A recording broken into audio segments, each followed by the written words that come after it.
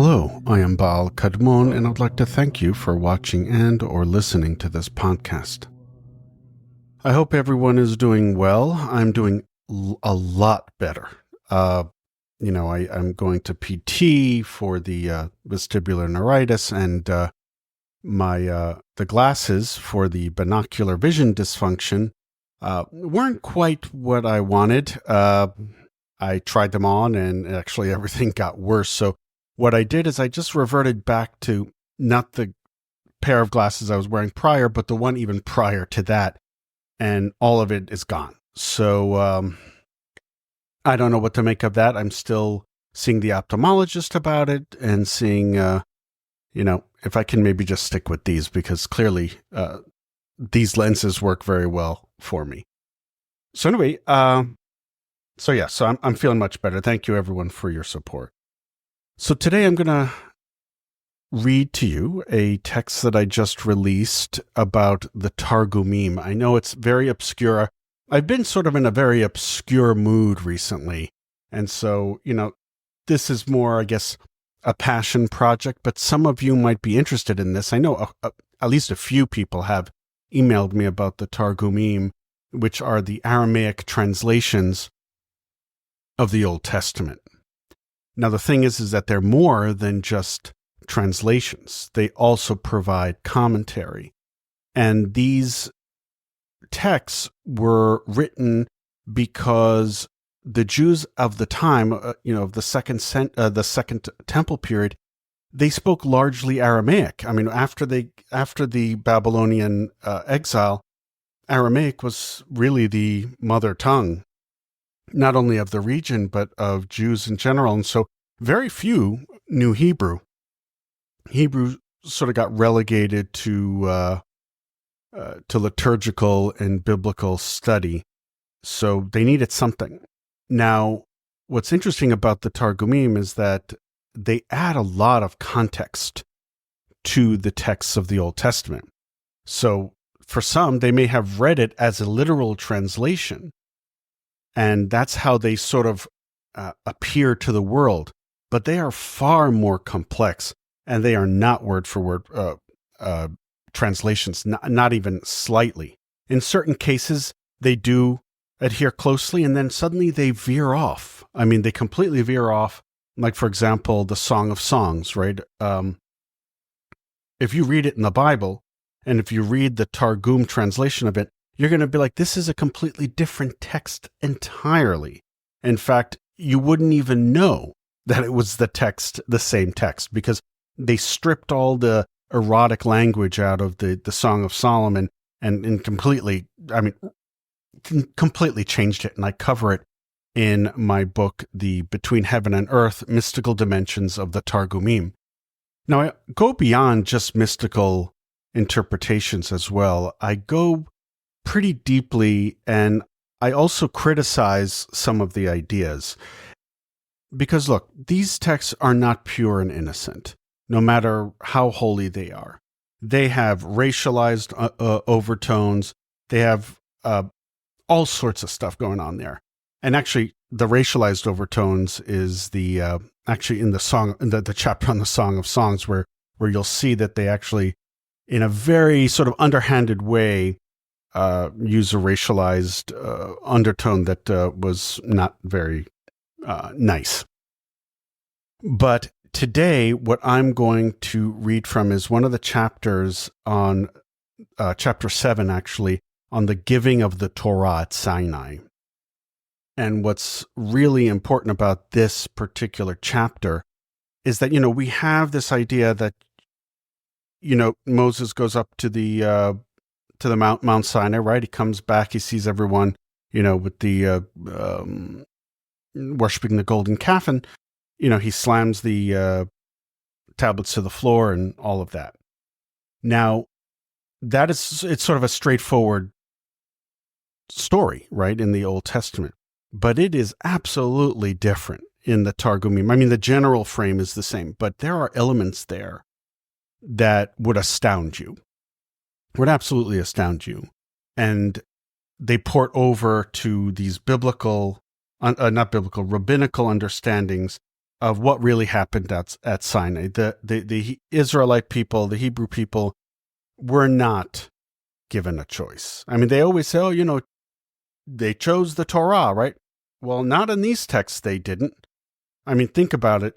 If you have a gun to your head, are you making a choice from free will or from fear? I thought so. So anyway, I hope you enjoy this chapter. It is controversial. I know for a fact I'm going to get a ton of 1-star ratings from people who think that I'm being sacrilegious. But it's written right there. The text is very clear, and the commentary from the rabbis is very clear. So if people don't want to hear it, that's another thing, right? But anyway, enjoy this chapter. Well, I hope you enjoy this chapter, and you can get the book at baalkadmon.com/Targum. It is available on Amazon. And the audiobook, actually, what you're going to hear is from the audiobook. That audiobook will be available probably within the next 10 days. But the Kindle version and the paperback version are currently available. I hope you enjoy the chapter. Chapter 7, The Giving of the Torah at Sinai. The giving of the Torah, or the 5 books of Moses, the first 5 books of the Old Testament at Mount Sinai, is one of the most impactful moments in Western religious history. It is the moment God reveals the law to Moses, which would set the stage for the rest of the Old Testament, the New Testament, and even the Quran. This event is more than just a revelation of the law, but it is the encounter that defines the relationship between God and humanity. At Mount Sinai, God manifests his presence in very grand displays of power, quote-unquote, inviting the Israelites into a covenant that will shape their destiny. I use the term inviting in quotes quite loosely because it was not quite an invite, but a threat, and I'll get into that in a moment. Now, the Targumim expand on this moment when God is at the mountain with more detail, portraying the event not only as a historical occurrence, but as a mystical and symbolic union of the divine with humanity. The Targum's interpretations reveal a lot more meaning to what happened at Sinai on both the collective identity of Israel and the spiritual imagination of humanity in general. But let's first take a look at how the Standard Bible frames this event. Exodus chapter 9, verse 17. Then Moses led the people out of the camp to meet with God, and they stood at the foot of the mountain. Now, the Standard Bible offers a direct, no-frills description of the Israelites' approach to Sinai. Not a lot of detail, but there is a big difference in how the Targum describes this event. Let's take a look. Targum Pseudo-Jonathan, Exodus chapter 19, verse 17. And Moses brought all the people out of the camp to meet the Shekhinah of the Lord, and immediately the Lord of the world uprooted the mountain and lifted it up in the air, and it was transparent like glass, and they stationed themselves under the mountain. So as you can see, there's a lot more to the verse than we find in the Standard Bible, and I'll break it down here. So we have the Shekhinah, right? The divine presence. This replaces the more general term God used in the standard text. This is framing the encounter as a direct interaction with the manifest presence of God.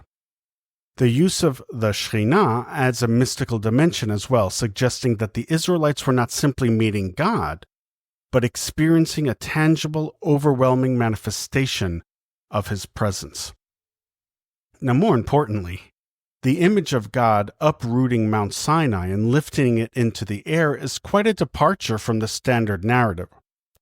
The lifted mountain creates a sense of dominance and authority over not only the people, but nature as well. The Israelites are not merely observers, they are enveloped by the mountain, physically and symbolically placing them under God's thumb. Now here's the sinister part. Why do you think God uprooted the mountain and lifted it up in the air and had it over the Israelites? This was not just a display of power, but it was a threat. Tradition has it that God gave the Israelites 2 options: accept the Torah or be crushed by Mount Sinai. And he was going to drop it on their heads. I'm not making this up. There is a whole tradition behind this. Let's look. Let's look at the Talmud, Shabbat 88a 5. The Torah says, "And Moses brought forth the people out of the camp to meet God, and they stood at the lowermost part of the mountain." Rabbi Evdimi bar Hama bar Hassa said, the Jewish people actually stood beneath the mountain, and the verse teaches us that the Holy One, blessed be He, overturned the mountain above the Jews like a tub, and said to them, "If you accept the Torah, excellent, and if not, there will be your burial." Rav Aha bar Yaakov said, "From here there is a substantial caveat to the obligation to fulfill the Torah.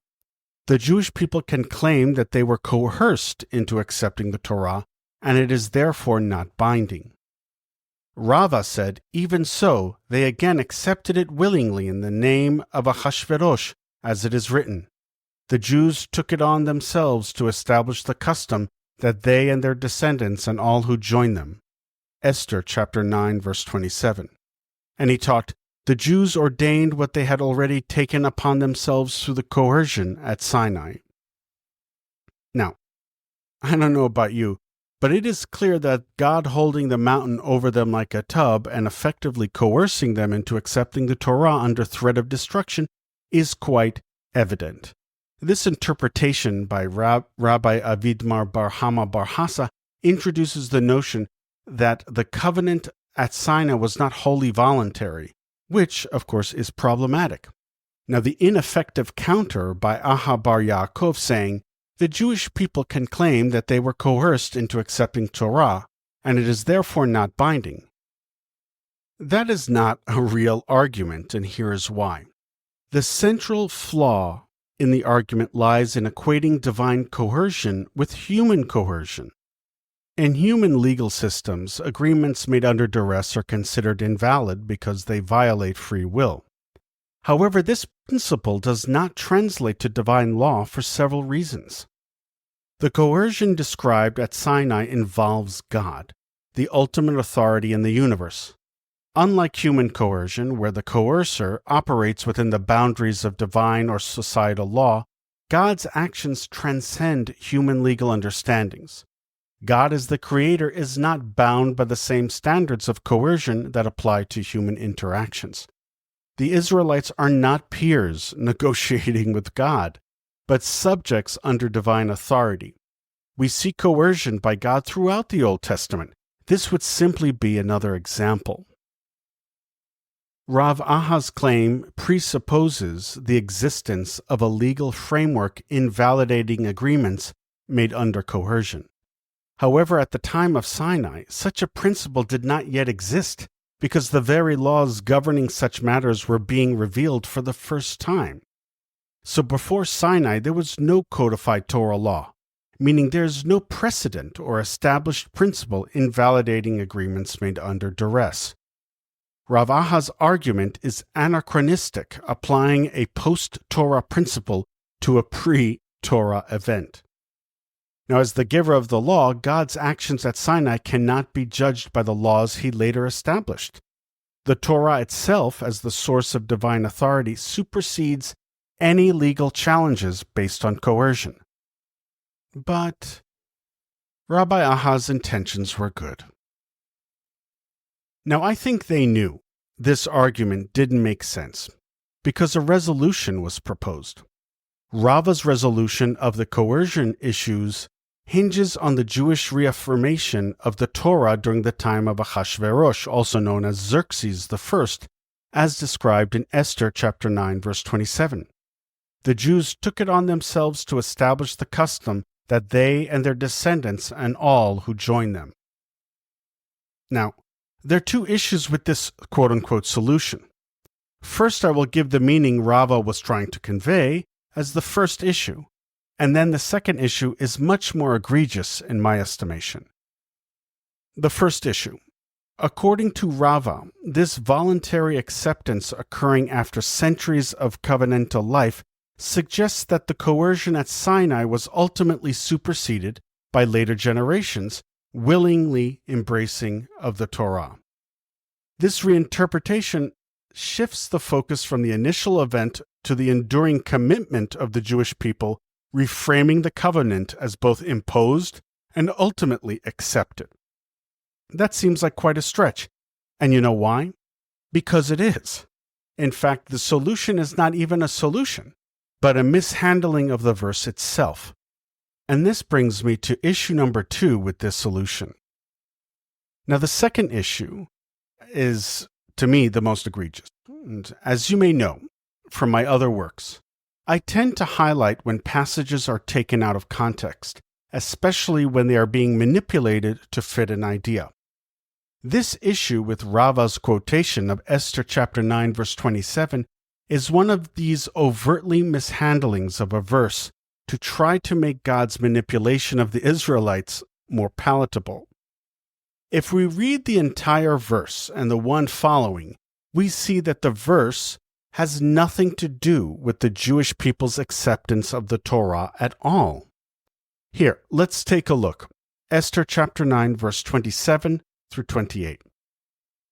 The Jews took it on themselves to establish the customs that they and their descendants and all who join them should without fail observe these 2 days every year in the way prescribed and at the time appointed. These days should be remembered and observed in every generation by every family, and in every province and in every city.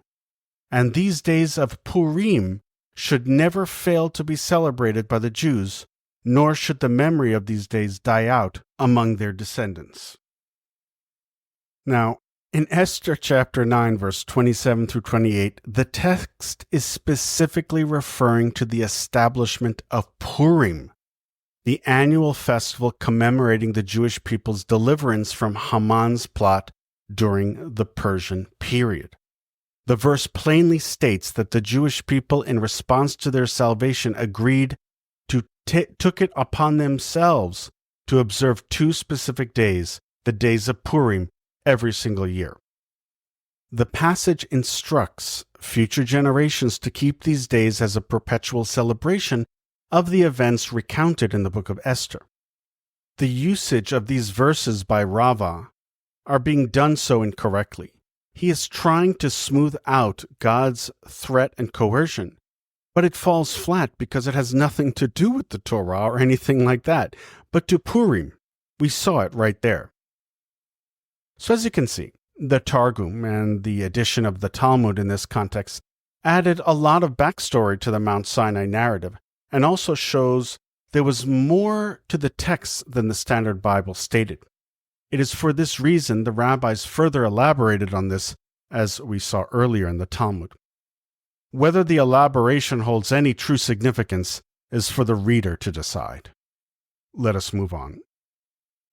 So that's it. I hope you enjoyed that chapter. This book is out. You can get it at baalkadmon.com/Targum. And you can get the version. Like I said, the audiobook version should be out within the next week and a half or so. But it is available in paperback and Kindle. And I know it's a little obscure. You know, I tend to like those things. And this was really a passion project for me. So, but I do hope that it's something that you might be interested in. It is unique. It is a little bit different. And that's it. So anyway, I'd like to also give you an update on other things that I'm doing. I will be releasing and pre-release, at least initially, the program on the jinn. It's extremely comprehensive. My goodness, it's I don't even know how many videos it's going to be, but I'm in the recording phase right now, and it's taken a lot. I just finished a portion on the Jinn Kings, and I have quite a bit more to go, but I think you'll really enjoy that. And then right after that, I'm sort of working in tandem with a little more emphasis on the Jinn course at the moment, but I'm also releasing a program on the Watchers that I know some of you have my book, The Watchers and Their Ways. This takes it way beyond that. I mean, we're going really deep into texts that some of them haven't even been translated yet. And some of them actually are from the Targum, which we just read from earlier, that you heard a chapter from. But I don't have anything on the Watchers in the Targum book, because the Targum book is really about, how the Targum reframes certain stories from the Bible. although the Watcher narrative is also reframed there. But in the Watcher course program, you'll get much more extensive information. So that's it for now. I have messages and emails to respond to. I've been really bad about that because, it has been a tough few months, but I'm getting back there. I'm getting back to life. So that's it. I will speak to you soon. So mote it be.